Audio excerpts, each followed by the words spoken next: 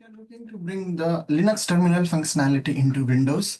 There is a one more options that you have, which is WSL or Windows Subsystem for Linux.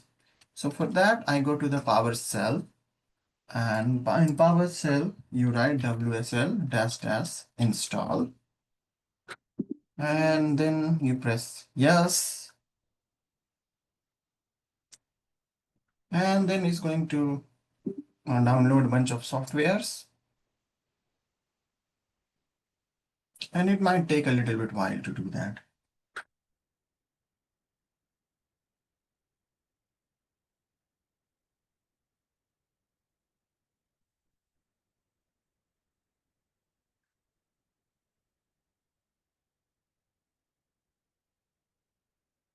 So for that, I will pause this video.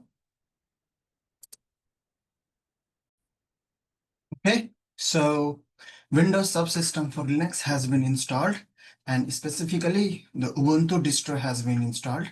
And now what you have to do is to restart your machine. So for that, I'm going to stop the recording